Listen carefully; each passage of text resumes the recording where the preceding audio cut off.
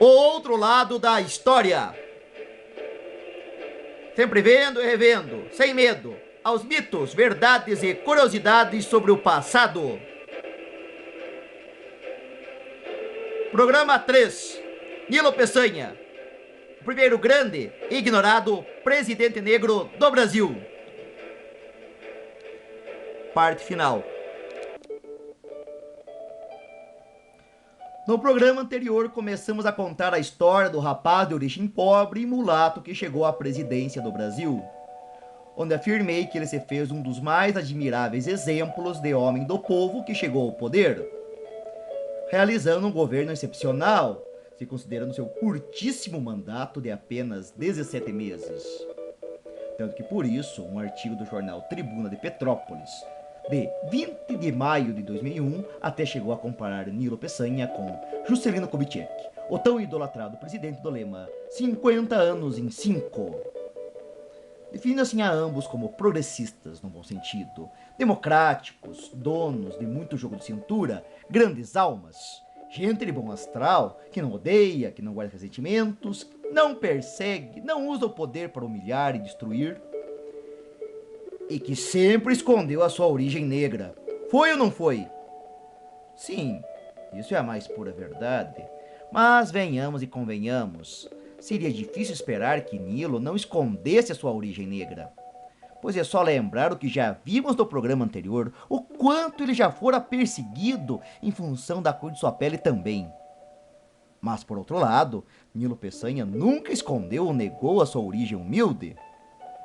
O que pode ser comprovado em várias situações, tais como, por exemplo, quando em uma ocasião que quiseram lhe escrever uma árvore genealógica repleta de homens nobres e ilustres, quando então ele não titubeou? Vocês não puseram os nomes dos ladrões e assassinos que treparam na árvore. Com certeza são em maior número que os honestos. Despojamento semelhante ao que se viu também em um jantar no palácio do governo, ao lado de seu irmão Alcebiades. Quando este reclamou aos empregados que não serviam no jantar caviar, fazões e vinhos franceses, Nilo foi franco e direto. Esse Alcebiades está ficando besta. Foi criado comigo no Morro do Coco, comendo paçoca e pão dormido. O que certamente não fora nenhum tipo de tentativa de fazer média para ganhar a simpatia dos mais pobres, já que nenhum político nesta época ganharia qualquer eleição se dizendo um homem do povão. A mentalidade então era outra. Nilo era sim uma exceção. Certo, certo. Mas o que dizer de que, para conseguir sua subida ao poder, ele se fez próximo de alguns dos piores nomes da política na época? Sim, tais como Francisco Glicério, Manuel de Campos Sales e o pior de todos, o grande fazedor de presidentes, o senador José Gomes Pinheiro Machado.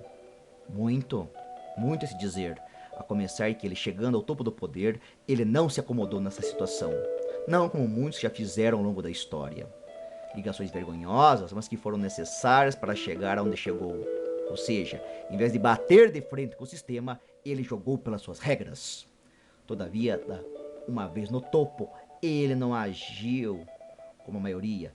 Se fez um raro governante exemplar e não um demagogo disposto a tudo para se manter no poder, como vemos agora. Então, se dispondo a mudar o que estava ao seu alcance, tentar mudar, realizar o que pode parecer pouco, mas isso ele representou duros riscos a enfrentar, criando mudanças nunca antes pensadas, como a valorização do índio a ser protegido pelo governo e não mais perseguido, e a integração da mulher nos postos do Serviço Público Federal, dentre outras realizações. Até que no final de seu mandato, ele chega ao ato máximo de coragem, desafiar justamente ao todo-poderoso José Gomes Pinheiro Machado. Ao lhe frustrar a tentativa de derrubar do governador do Amazonas, Antônio Bittencourt, igualmente que não se submetia aos caprichos do onipotente senador. O que por certo seria o fim definitivo de sua carreira, pensava Nilo. Mas o seu ideal estava acima do apego pelo poder, diferente de outros ditos homens do povo, que em nada foram capazes de romper com o sistema que antes tanto já criticaram. Mas ainda assim, Nilo não estava acabado para a política, não. A sua grande capacidade permitiu voltar ao governo do Rio de Janeiro em 1914, apesar de toda a perseguição que Pinheiro Machado realmente tentou lhe mover. Tal como em 1917, ele veio a ocupar o Ministério das Relações Exteriores no governo de Venceslau Braz até o final do mandato deste, o que poderia até ser uma reconciliação bastante confortável para Nilo.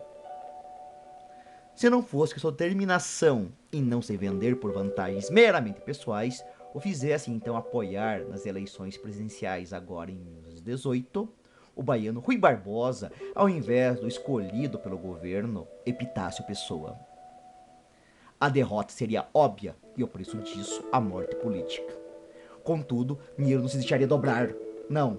Nas eleições seguintes, em 1921, ele próprio se lança candidato à presidência pela chamada Reação Republicana. E mais uma vez é derrotado. Apesar, é claro, do forte apoio que ele teve do exército, de lideranças dos estados em oposição ao domínio de São Paulo e Minas Gerais, sua presença do Brasil desde 1894 e também de parte significativa dos grandes centros urbanos, derrota que toda a vida não foi bem uma derrota, já que após a sua campanha surgirá uma série de rebeliões conhecidas como tenentismo, grupos dentro do exército que tentaram derrubar a este mesmo sistema viciado contra o qual Nilo se rebelara. Movimentos militares, cujos todos os seus líderes também acabaram derrotados, é verdade, mas que em 1930 eles serão cruciais para a vitória da nova ordem política que irá mudar radicalmente este país, ajudando então o gaúcho Getúlio Vargas a tomar o poder. Mudança que toda a vida Nilo não viria, tendo já falecido em 31 de março de 1924. De qualquer modo, encerrando uma admirável trajetória de lutas e vitórias, sem se abalar pelos entraves do preconceito que tanto o perseguiram, vencendo sem concessões de fora. Uma vida impressionante que nos faz pensar o que já comentei na primeira fase desta saga. Até que ponto vale ver ao tão valoroso negro brasileiro como meramente um vencido pela vida? E assim eu repito o que usei sugerir neste programa anterior. Por que o dia 20 de novembro não dá vez à data de 2 de outubro de 1867, aniversário de Nilo Peçanha? Por que não? Pensemos nisso.